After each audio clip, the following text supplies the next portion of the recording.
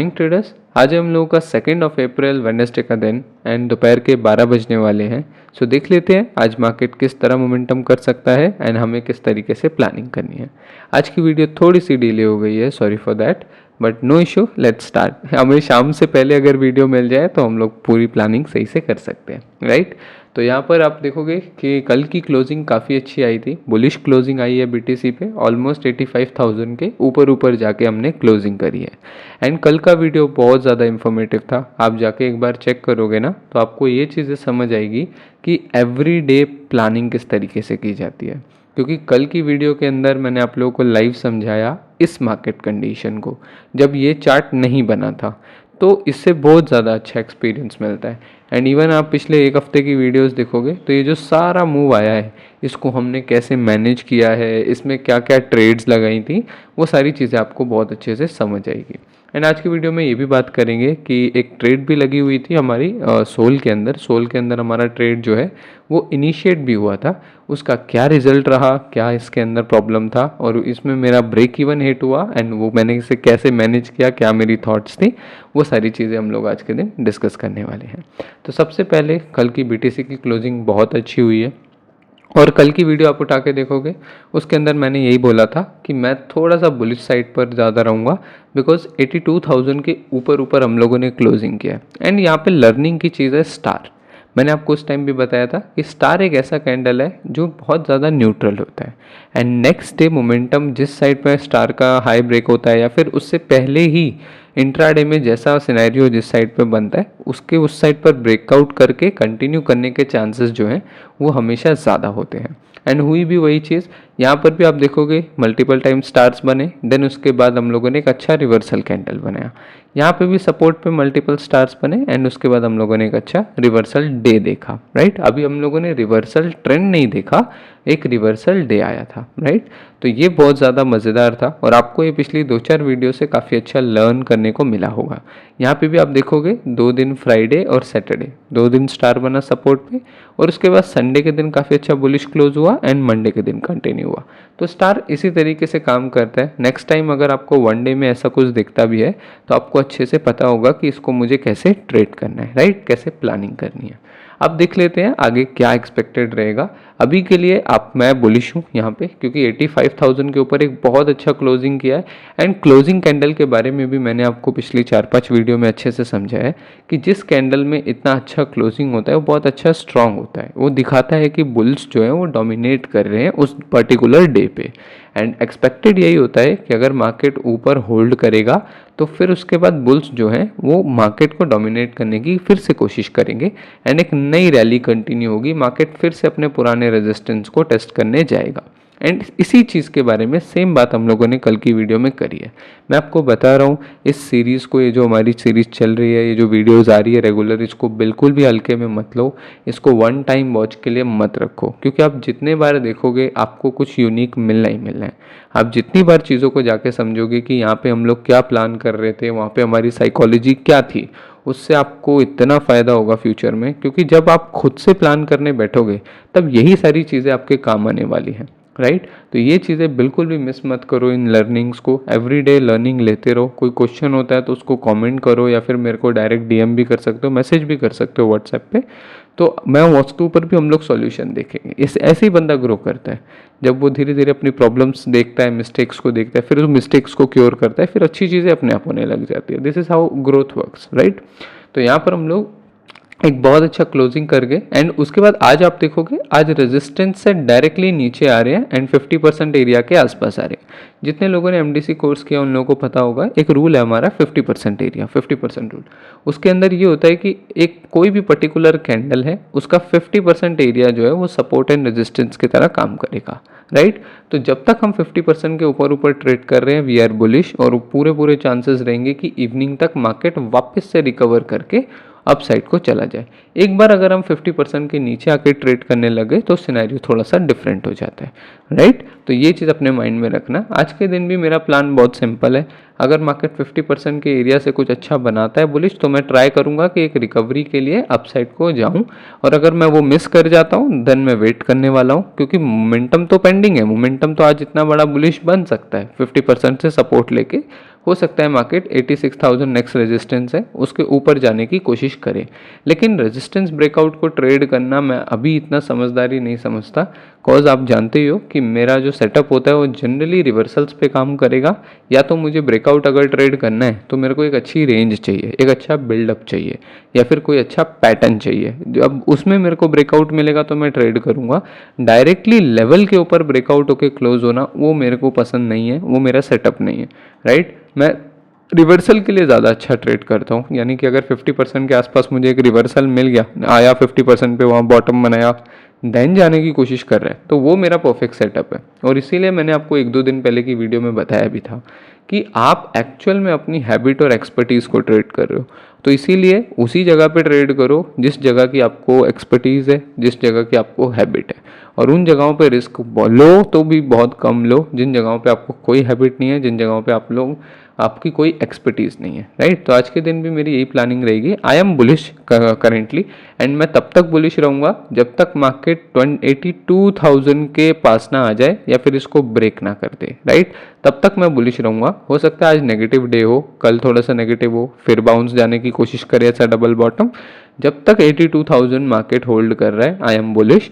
और इन एरियाज़ के आसपास भी देखना होगा, हो सकता है अगले 2-3 दिन कोई मूव ही ना आए एंड देन फिर हम यहाँ से डाउन साइड आने की कोशिश करें, एक बार फिर से हमें स्टार देखने को मिले एंड देन हम लोग कंटिन्यू करें। वो आगे की बात है, वो सब चार्ट पे बाद में दिखेगा। कई सारे ट्रेडर्स मेरे से ये भी बोलते हैं कि सर मार्केट में कई लोग बताते हैं कि एक एक महीने बाद क्या होगा, इस महीने क्या हो सकता है, इस हफ्ते क्या हो सकता है। तो मेरा एक सिंगल सा पॉइंट है यार, आप खुद बताओ, एवरीडे मार्केट चेंज हो रही है। यहाँ पे रेजिस्टेंस से हम लोग बेरिश थे, यहाँ पे सपोर्ट पे आके बुलिश हो गए। कितना दिन लगा? सिर्फ 3 दिन लगा ये साइकोलॉजी चेंज होने में कि हम लोगों को बेरिश से बुलिश साइड पे जाना है। आप यहाँ देखो, यहाँ पर आप देखोगे कि लगातार हम बुलिश जा रहे थे, 1 2 3 3 दिन लगातार रीटेस्ट करके बुलिश जा रहे थे। कितना टाइम लगा? 3-4 दिन लगा वापस से बेरिश होने में। तो मार्केट हर सेकेंड चेंज हो रहा है, मार्केट हर दिन कुछ नया लेके आ रहा है। तो आप नहीं प्रिडिक्ट कर सकते कि इस महीने आपका क्या लो लगेगा, इस महीने क्या, आप अंदाज़ा लगा सकते हो, बट इतनी बड़ी एनालिसिस करना मेरे को टोटली अजीब लगता है, क्योंकि इतना बड़ा एनालिसिस करने का कोई पॉइंट नहीं है। बीच में आपका ग्लोबल कोई न्यूज़ आ गया, बीच में कोई ग्लोबल सिनेरियो बन गया, कोई इन्फ्लेशन रेट्स आ गए, या कोई नया रूल आ गया, को अभी टैरिफ को लेकर भी एक अलग ही वॉर चल रही है, उसमें कुछ नई न्यूज़ आ गई, राइट। इकोनॉमी में कुछ नया आ गया। तो ये सारी चीज़ें हैं और ये बहुत ज़्यादा हाई इम्पैक्ट डालती है मार्केट पे। तो कभी भी आप ये प्रिडिक्ट नहीं कर सकते कि भाई ये मई में जाके क्या होने वाला है। आपके हाथ में अभी करंट सिचुएशन, कि करंट सिचुएशन को आप देखते जाओ एंड अडॉप्ट करते जाओ। इमेजिन करो अभी हम लोग बुलिश प्लान कर रहे हैं, लेकिन आज एक बड़ा रेड कैंडल बन जाए और यहाँ पे आके क्लोज करे, तो कल हमें बेरिश होना पड़ेगा। That is how trading works. आपको इतना फ्लेक्सिबल होना पड़ता है अडॉप्टेबिलिटी के साथ, क्योंकि ट्रेडिंग का मतलब ये नहीं कि आपको ये पता है मार्केट कहाँ जाने वाली है। ट्रेडिंग का मतलब ये होता है कि मार्केट जहाँ जाने वाली है आप उस पर दाव खेलो, राइट। जिसकी ज़्यादा प्रोबेबिलिटी लग रही है, अगर यहाँ पे बुलिश की ज़्यादा प्रोबेबिलिटी लग रही है तो लॉन्ग साइड पे प्लानिंग करो। अगर यहाँ पर नीचे आने के बाद बेरिश की ज़्यादा प्रोबेबिलिटी लग रही है तो शॉर्ट साइड पे प्लान करो, right. This is how trading works. और बड़े से बड़ा ट्रेडर, भाई ये मेरी आपकी बात नहीं है, बड़े से बड़ा ट्रेडर जिसने इस फील्ड में आके बहुत नाम कमाया, पैसा कमाया, दे डिड द सेम। उन्होंने भी यही चीज़ें फॉलो करी है। उन्होंने भी अपनी किताबों में यही लिख लिख के छोड़ा हुआ है कि आप मार्केट को कंट्रोल नहीं कर सकते, आप मार्केट को टाइम नहीं कर सकते, आपका काम है खाली ट्रेड लेना, राइट। ये सारी बातें वो लोग क्यों बोल रहे हैं? Because they have a lot of experience कि वो मार्केट को टाइम एक्चुअल में नहीं कर सकते। बिकॉज नो वन नोज कि ट्रेडर क्या सोच रहे हैं, उनकी साइकोलॉजी कैसे काम कर रही है। No one knows. आज चीज़ें बुलिश दिख रही हैं, कल बेरिश हो सकती हैं, या फिर जैसा हम सोच रहे हैं मार्केट होल्ड करके कंटिन्यू करके एक बड़ा बुलिश ला सकता है। उसके लिए हम प्रिपेयर होंगे तो हम पैसा कमाएंगे, जितने लोग प्रिपेयर नहीं होंगे वो लोग लॉस करेंगे। अब हम लोग लॉन्ग के लिए प्रिपेयर कर रहे हैं, कोई लोग यहाँ पे शॉर्ट कर लेंगे तो हम लोग लॉस करेंगे, वो लोग पैसा कमाएंगे। यही तो गेम है, बहुत सिंपल है। कोई कमा रहा है, कोई गवा रहा है, किसी का कुछ व्यू है, किसी का कुछ व्यू है। पहले से पता होना ये चीज़ फितूर है। और इस चीज़ पे मैं इतना ज़्यादा टाइम क्यों बोल रहा हूँ इस वीडियो में, बिकॉज कई सारे ट्रेडर हैं जो अपने करियर का अच्छा खासा टाइम इस चीज़ पे स्पेंड करते हैं कि कैसे उन्हें श्योर शॉर्ट चीज़ें समझ आ जाए। भाई यहाँ श्योर शॉर्ट अगर सचमुच कुछ होता तो कोई 5-6 लोग मिलके ही पूरी वेल्थ बना लेते। Why 97% people are failing to trade profitably consistently. Issue यही है क्योंकि फील्ड ही बहुत टफ है। यहाँ पे हर बंदा अलग माइंडसेट के साथ आ रहा है। हर किसी को टाइम करना है मार्केट को, हर किसी को चाहिए कि मेरे को पता हो कहाँ जाएगा। ज़रूरी नहीं है कि आपको पता हो मार्केट कहाँ जाएगा। आपको जितनी नॉलेज है आप उस चीज़ पर बेट करोगे एंड अपना रिस्क रिवॉर्ड फॉलो करोगे, अपना डिसिप्लिन फॉलो करोगे, ट्रेडिंग प्लान फॉलो करोगे, उससे भी काम हो जाएगा। एंड जितने लोग मुझे फॉलो कर रहे 2022 से, दे नो वेरी वेल कि मैंने ट्रेडिंग चैलेंजेस लिए थे एंड मैंने क्या क्या करके दिखाया है सिंपल चीज़ों से ही। तो इसीलिए एक चीज़ों को फॉलो करो, इतना ज़्यादा कॉम्प्लिकेट मत करो अपनी ट्रेडिंग को। That's a great thing. अब बात कर लेते हैं फटाफट सोल की, कि हम लोगों ने सोल में कौन सा ट्रेड लिया था एंड क्या मेरी उसमें प्लानिंग थी। देन उसके बाद हम लोग बात करेंगे बीटीसी के इंट्राडे चार्ट की, कि आज के दिन हम लोग क्या प्लान कर सकते हैं। Yes, this was the plan. और ये आपको मैंने 2-3 दिन पहले ही बताया था कि मैं यहाँ से अगर ऊपर ब्रेकआउट होता है तो ट्रेड लूँगा। तो यहाँ पे जब इतना अच्छा क्लोजिंग आ रहा था तो इस कैंडल के बीच में कहीं पे मेरा ट्रेड लगा था एंड भाई मेरा टारगेट बहुत माइन्यूट पॉइंट से बचा था। $130 के आसपास का मेरा टारगेट था एंड मैं वेट कर रहा था। टीपी मैंने लगाया नहीं था बिकॉज मैं मैनुअली तभी सेट करता हूँ जब मैं स्क्रीन पर अवेलेबल नहीं हूँ। अदरवाइज मैं चीज़ों को देखना पसंद करता हूँ कि तभी उसी के बाद मैं क्लोज करना पसंद करता हूँ। मोस्ट ऑफ द ट्रेड आप देखोगे मेरी मैनुअली क्लोज है एंड ऑर्डर्स मैं तभी लगा के छोड़ता हूँ जब मैं स्क्रीन को टाइम नहीं दे पा रहा हूँ, राइट। तो मैं वेट ही कर रहा था कि क्या कंटिन्यू करेगा या नहीं। उसके बाद तो सीधा ही वो नीचे आ गया एंड जब इधर आने लग गया तो मैंने उसमें ब्रेक इवन ले लिया। मैंने उसको नो कॉस्ट पर, जितनी मेरी फीस लगती है $11-12 वो लेके मैं उसमें से साइड हो गया। And then on to the next, market ने बहुत बुरी वॉलीटिलिटी भी दिखाई वहाँ पे एंड कल का दिन बहुत ज़्यादा वॉलेटाइल था। एक अच्छा ब्रेकआउट भी मिला, एक अच्छा रिटेस्ट भी मिला, कंटिन्यूएशन भी मिला, लेकिन उसके बाद कंटिन्यू मार्केट नहीं कर पाया। मेरा ट्रेड ओबियसली क्लोज हो गया था लेकिन मार्केट भी उसके बाद कंटिन्यू नहीं कर पाया एंड वापस से अब हम उसी रेंज के अंदर आ गए।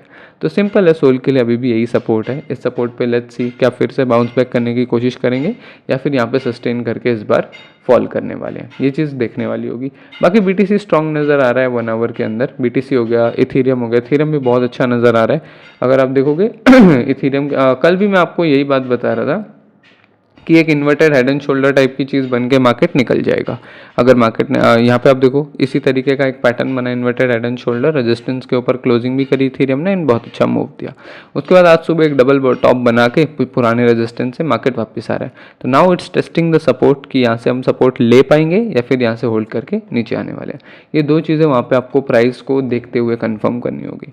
बीटीसी में कल की अपडेट जाके 1 आवर की जरूर देखना। जितने लोगों को इंट्राडे चार्ट रीड करने में प्रॉब्लम होती है, कल का वीडियो प्लीज़ जाके देखना, बहुत कुछ मिलने वाला है आप लोगों को। कल मैंने आप लोगों को ये बात बताया था कि मैं जब तक मार्केट 82,000 के ऊपर है चीज़ें बुलिश है एंड आप देखोगे ओपनिंग के साथ ही हम अपसाइड को जाना कंटिन्यू कर दिए थे।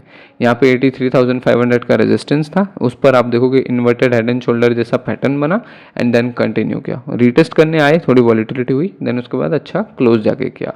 अच्छी चीज़ ये लगी मुझे आज की कि हम लोगों ने 85,000 के ऊपर जाके क्लोज करा। दैट्स अ गुड थिंग, क्योंकि अब हमारा सपोर्ट जो है वो 84,000 के आसपास आ गया है दिस लेवल। उसके नीचे ही ट्रेड कर रहे हैं, दैट्स अनदर पार्ट, लेकिन पूरे चांसेस है कि आज यहीं 50% के एरिया के आसपास होल्ड करके हम अपसाइड जा सकते हैं।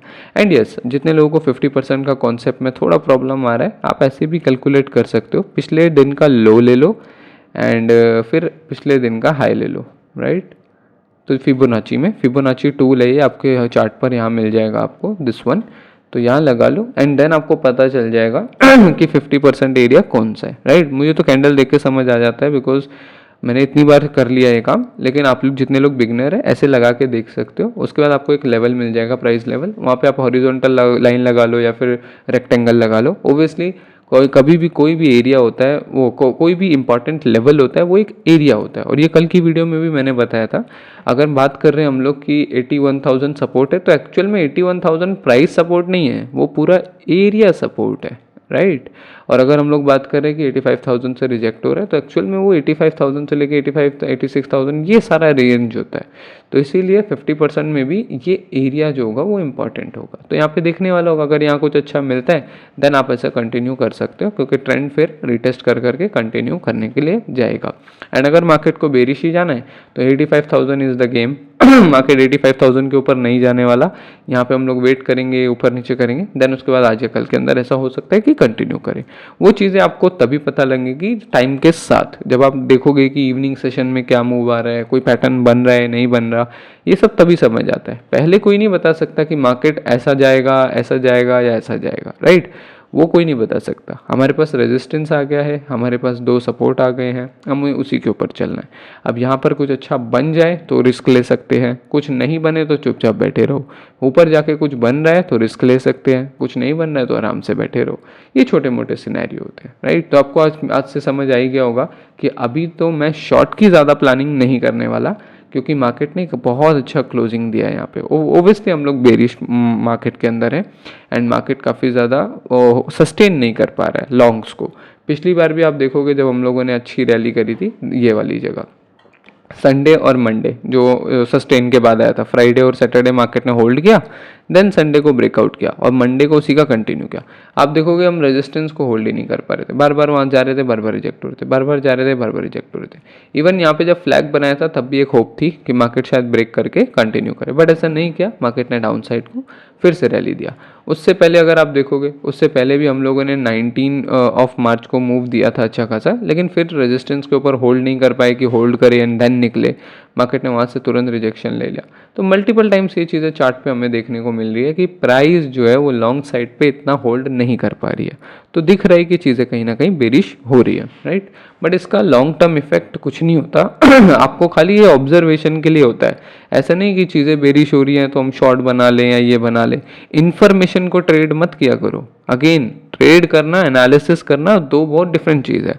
अगर आप इन्फॉर्मेशन को ट्रेड करोगे तो आप फंसोगे। सेटअप को ट्रेड करो, कुछ बने तब ट्रेड करो, कोई उसमें कुछ तो एज हो, कोई तो स्ट्रॉन्ग चीज़ हो, कोई तो कन्फर्मेशन हो, कोई तो प्रोबेबिलिटी हो। उसमें इन्फॉर्मेशन में कोई प्रोबेबिलिटी नहीं होती। मार्केट बेरिश दिख रही है, चलो शॉर्ट कर लेते, ये कोई प्रोबेबिलिटी नहीं है, ये तो बेकार ट्रेड्स है। आप इन्फॉर्मेशन को ट्रेड कभी मत करो।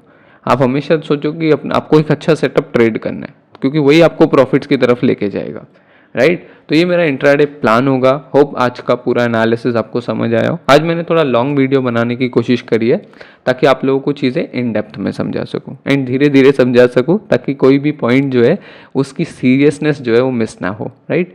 तो आज की अपडेट में बस इतना ही। आप लोगों के कमेंट्स रीड कर लेते हैं। जितने लोगों ने टेलीग्राम चैनल ज्वाइन नहीं किया है, बहुत कुछ मिस कर रहे हो। डिस्क्रिप्शन में लिंक है, ज्वाइन कर लेना। टेलीग्राम नहीं चलता तो व्हाट्सएप चैनल का भी लिंक है, उसको ज्वाइन कर लेना, वहाँ पे आपको अपडेट मिलेगी। अब अपडेट चाहिए क्यों? बिकॉज यहाँ पर बहुत सारे इंपॉर्टेंट मैं बुक समरीज पोस्ट करता रहता हूँ। आज मॉर्निंग में भी मैंने आपको एक आइडिया दे दिया था कि हम लोग 84 से 85 के आसपास जाके क्लोज किए हैं, which is a good sign. और मैं वेट करूँगा कि कोई अच्छा सेटअप बने एंड सोन इस पर वीडियो भी आने वाली है।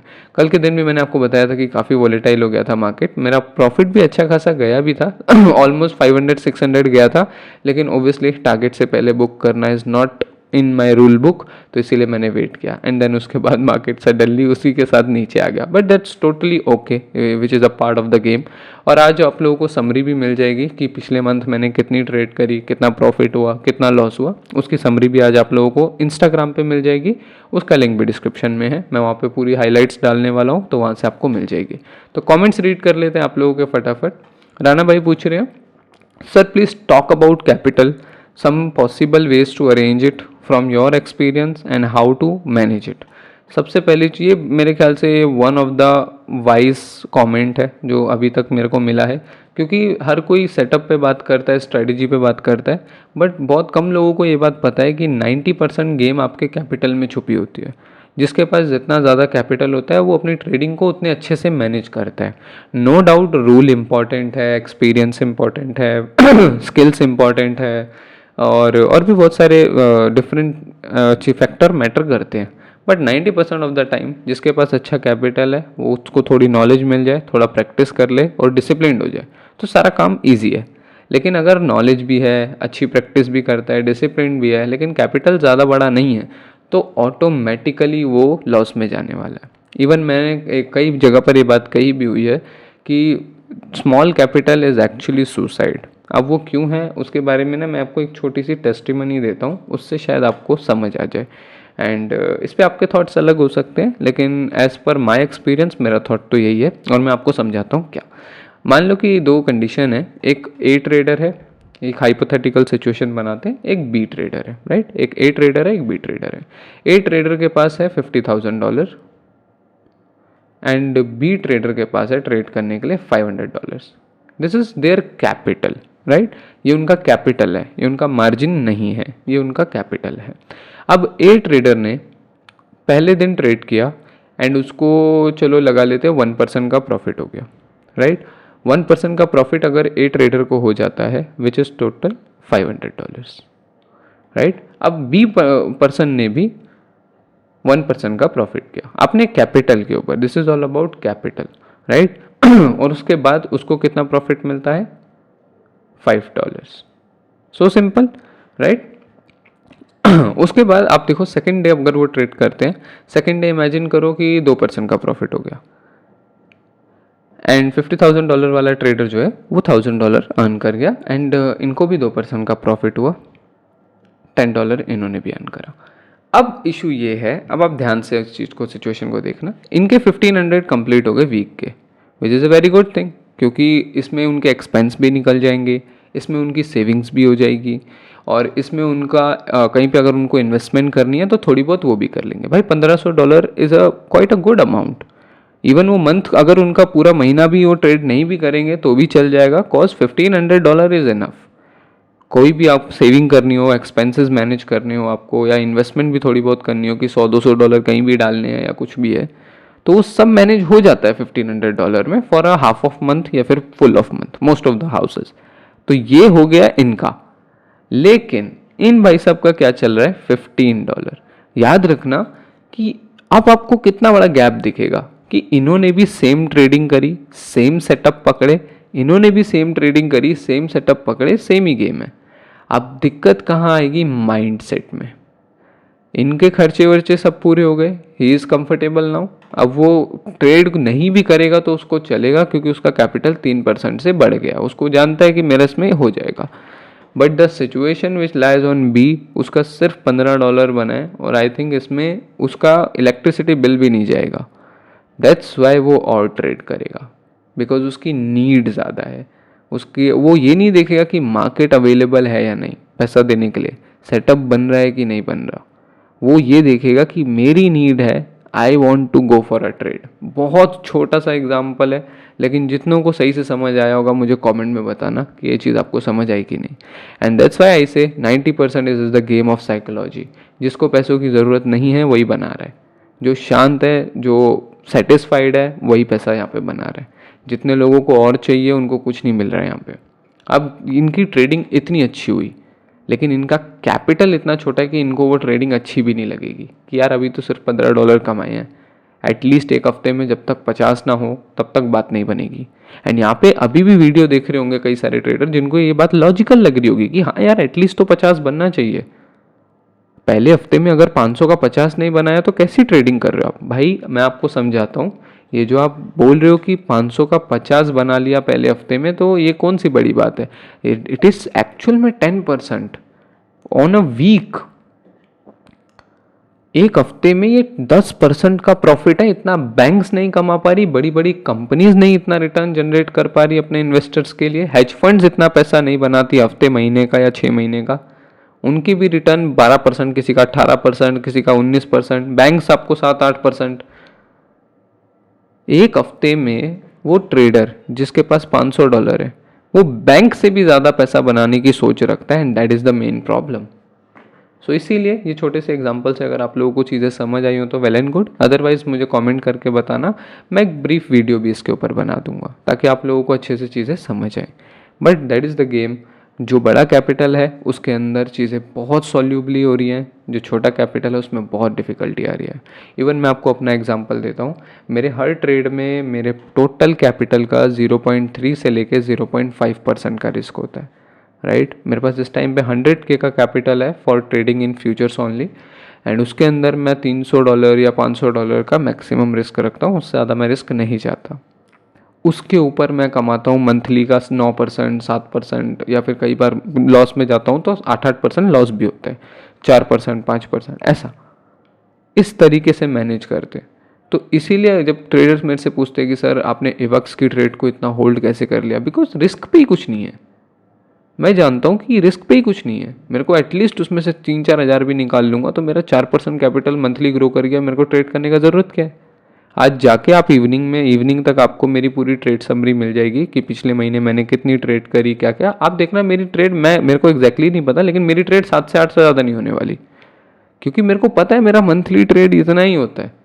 आप खुद सोचो, अब आप खुद की जाके आप ऑर्डर हिस्ट्री चेक करो बाइनेंस पे या बिंगएक्स पे, जहाँ पे भी आप ट्रेड करते हो, आप चेक करो आपने कितने ऑर्डर पंच करे हैं वहाँ पे, आपको खुद जवाब मिल जाएगा कि आप क्या गलती कर रहे हो, राइट। और अब राणा भाई का क्वेश्चन का असली जवाब भी दे देते हैं कि वो पॉसिबल वेज कौन कौन से हैं जिनसे हम पैसा अरेंज कर सकते हैं। देखो, अगर आप एक बिगिनर हो, आपके पास कोई सोर्स ऑफ इनकम नहीं है, आप तब ट्रेडिंग के अंदर आ रहे हो, तो that is not a bad idea, लेकिन ये 50% सही है और 50% गलत है, क्योंकि आपके पास कैपिटल नहीं है। ये इसी बारे में है कि आप बिजनेस पे बिजनेस पढ़े जा रहे हो, लेकिन आप बिजनेस को स्टार्ट नहीं कर सकते। एट द एंड होगा ये कि आपको बिजनेस की नॉलेज बहुत अच्छी होगी, लेकिन आप एक बहुत अच्छा बिजनेस खड़ा नहीं कर पाओगे, बिकॉज आपके पास कोई कैपिटल ही नहीं है। तो एक सोर्स ऑफ इनकम बनाना चाहिए। स्टार्टिंग में सबके साथ यही होता है, मेरे साथ भी यही था। एक सोर्स ऑफ इनकम होना चाहिए जहाँ से आप साइड बाय साइड लर्न भी करते रहो, अपनी नॉलेज भी एक्सपेंड करते रहो, एंड देन उसके बाद अपनी ट्रेडिंग को फंड भी कर सको, जब इससे आप धीरे धीरे करके ट्रेडिंग करोगे, अच्छी करोगे, सोर्स ऑफ इनकम होना बहुत ज़रूरी है। एटलीस्ट आपकी अच्छी ट्रेडिंग करियर के 3 साल आपको कहीं से पैसा चाहिए ही चाहिए, ये बात मेरी लिख लो। चाहे आज जितने आप में से प्रॉफिटेबल भी हो रहे होंगे ना 1 साल से, मैं गारंटी दे रहा हूँ लूजिंग स्ट्रीक आती है, और ये कॉमन है, बड़ी बड़ी इंडस्ट्रीज में लूजिंग स्ट्रीक आती है यार। मैं और आप तो फिर भी इंट्राडे ट्रेडर्स हैं। तो उन बैड डेज को मैनेज करने के लिए सोर्स ऑफ इनकम होना ट्रेडिंग में बहुत इंपॉर्टेंट है। धीरे धीरे कैपिटल ग्रो होता है। आप अगर आपका सोर्स ऑफ इनकम है, देन उसके बाद आप उससे अपनी ट्रेडिंग को फंड करते हो। आप अच्छी ट्रेडिंग कर रहे हो, कुछ महीने आपके अच्छे जा रहे हैं, कुछ बुरे महीनों को आप मैनेज कर रहे हो, देन कुछ महीने अच्छे जा रहे हैं, तो आपका कैपिटल जो होता है वो एक्सपेंड करता है। $1000 से आप $10,000 बनते हो। देन उसके बाद आपको पता है आप जिस प्रोसेस से यहाँ पर एक्सपेंड कर रहे हो, उसी प्रोसेस से आप और एक्सपेंड करोगे। इस तरीके से 2 साल 3 साल के अंदर गाड़ी आगे बढ़ती है। एंड इमेजिन, इस बात को हमेशा ध्यान रखना कि सिर्फ एक मिस्टेक चाहिए होती है पूरा का पूरा कैपिटल वाइप आउट करने के लिए। That's why never compromise your rules. आज जो ट्रेडर ट्रेड कर रहे हैं, आप में से आधे से ज़्यादा ट्रेडर्स यहाँ पे इमोशंस के साथ ट्रेड करते होंगे, बिना प्लान के ट्रेड करते होंगे, गैम्बल कर रहे होंगे और उनको लग रहा होगा कि वो ट्रेड कर रहे हैं। तो ये सारी मिस्टेक आज कर लो भाई, ये सारी मिस्टेक जाके इन लेवल्स पे मत कर देना, क्योंकि यहाँ पे कुछ नहीं बचता फिर आदमी के पास। अगर वो बहुत ज़्यादा विल पावर से स्ट्रांग है, वो तभी कम बैक कर सकता है, वरना 1000 से 1-2 लाख डॉलर जाना 2 साल के अंदर या 1.5 साल भी लगा उसको एंड उसके बाद वो सब रेक्ट होता है सिर्फ अपनी 1-2 सिली मिस्टेक्स की वजह से। So that is totally unacceptable for himself also. तो इसीलिए आज से अपने आप को मजबूत करो इन चीज़ों में। आपने राणा भाई ये भी क्वेश्चन पूछा कि उसको मैनेज कैसे करें। भाई रूल्स, डिसिप्लिन, यही चीज़ है जो आपका पैसा बचाती है। जिस दिन सेटअप नहीं दिख रहा, ट्रेड नहीं करा, तो उस दिन आपने पैसा बचाया है एक्चुअल में। जब आपको दिख रहा है कि मेरे को स्टॉप लॉस लेके निकल जाना चाहिए, आप निकल गए बिकॉज आपका एसएल आ गया। ये इसने पैसा बचाया है आपका। आपको दिख रहा है आपका टारगेट हिट हो गया, आप लालच नहीं करना, मुझे बुक करके निकलना है, क्योंकि रूल ही यही है। इससे आपका पैसा बच गया। तो आपका एक्चुअल में रूल्स और डिसिप्लिन आपको बचाते हैं। तो आपने 2-3 क्वेश्चन पूछे थे इसके अंदर कि कैपिटल के बारे में बात करो, मैंने उसके बारे में बात करी। कुछ पॉसिबल वेज जिससे आप अरेंज कर सकते हो, मैंने उस बारे में बात करी कि कोई या तो आप जॉब करो कोई जिससे आपका सोर्स ऑफ इनकम आए, और अगर आपको सोर्स ऑफ इनकम आ रहा है तो उसको ऐसे मैनेज करो कि 10% ट्रेडिंग में लगाऊंगा, थोड़ा सेविंग्स में करूंगा। ये थोड़ा बहुत करके आपको मैनेज करना पड़ेगा। फंडेड अकाउंट्स एक ऐसी चीज़ है जिस पे थोड़ा हाथ मार सकते हो, वो भी बहुत ज़्यादा ट्रेडिंग कम्युनिटी में लोगों को हेल्प कर रही है। अच्छे ट्रेडर्स को तो वो ऑलवेज हेल्प कर ही रही है, क्योंकि उनको पता है कैसे ट्रेड करना है, कैसे गेन्स बनाने हैं, कैसे मैनेज करना है, तो उनको तो ऑब्वियसली हेल्प मिलेगी वहाँ से।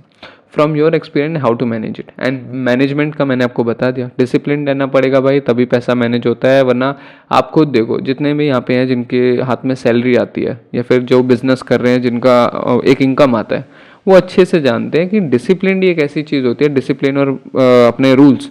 अगर आपके रूल है कि मैंने फालतू खर्चा नहीं करना, मजाल है आपके अकाउंट से कोई 5 रुपये भी ले जाए, राइट। लेकिन अगर आपकी हैबिट्स बेकार है तो सब्सक्रिप्शन पे सब्सक्रिप्शन कहाँ कहाँ कट रही हैं आपको समझ ही नहीं आएगी, राइट। तो डिसिप्लिन और डिसिप्लिन का मामला है भाई, ये पैसा मैनेज करना ये डिसिप्लिन का मामला है, इसकी आपको हैबिट बनानी पड़ेगी। This is all about habit building. आप जब हैबिट बनाओगे तो सारी चीज़ें अपने आप होती रहेंगी। तो राणा भाई, होप आपको आपका आंसर मिला हो, कमेंट करके बताना कि आपको अच्छा लगा या नहीं। एंड बाकी सारे तो great analysis sir, thank you. मैं इन सबका रिप्लाई करूँगा जैसे ही मैं फ्री होता हूँ। एक लास्ट कॉमेंट है रॉकी भाई का, इसको पढ़ लेते हैं। Thanks bro. Is there a way or tool to search the exact similar pattern being made on multiple coins? इस तरीके का कोई टूल, कुछ टूल्स हैं बट मेरे को एक्चुअल में आइडिया नहीं है क्योंकि I didn't use anything like that. मैं आइज़ पर ज़्यादा डिपेंडेंसी प्रेफर करता हूँ कि मेरी आंखों को ही दिखे कि क्या बन रहा है। I mean in 1 hour time frame, से if Ethereum is making double bottom, so we can search, so can we search any other coin making similar double bottom using any tool और इंडिकेटर। फॉर एग्जाम्पल, अगर आप देखें BTC and soul को 1 hour में, that's then SOL बहुत perfect pattern BTC से पहले ही बनाने लगता है। Trade might fail, that's a different story, but SOL ने बहुत better and stable support and pattern बनाया BTC के कंपैरिजन में। So can we search any other coin developing similar like SOL pattern, और we have to search it manually 1 by 1। Yes, आपको manually 1 by 1 search करना पड़ेगा। And इस तरीके का कोई इंडिकेटर अगर होगा भी तो उसकी रिलायबिलिटी पर बहुत ज़्यादा डाउट होगा, राइट। तो मेरे ख्याल से मैनुअली इज़ वेरी बेस्ट, क्योंकि उससे आपकी आइज ट्रेंड होती है, आपका ब्रेन फंक्शन ट्रेंड होता है एंड सबकॉन्शियस बनता है, राइट। सो उसमें आपको फ्यूचर में बहुत अच्छी हेल्प मिलेगी अगर आप किसी भी इंडिकेटर लाइन या किसी भी अदर रिलायबिलिटी का यूज़ ना करो तो। इसीलिए मैं हमेशा रेकमेंड करता आया हूँ कि सिंपल चार्ट्स को रखो और कुछ नहीं। ये जो लाइनें दिख रही है, this is just session breaks, इसको भी हटा दूंगा तो this is the naked chart जिसको मैं देखना पसंद करता हूँ, राइट। सो आज की वीडियो में बस इतना ही गाइस। होप आप लोगों को काफ़ी सारी चीज़ें समझ आई हों। जितने भी लोगों की कोई प्रॉब्लम है कमेंट में करके बता देना, हम उसके ऊपर भी कल की वीडियो के अंदर बात करेंगे एंड उसको सॉल्व करने की कोशिश करेंगे। सो आज की वीडियो में बस इतना ही गाइस, मिलते हैं नेक्स्ट वीडियो में।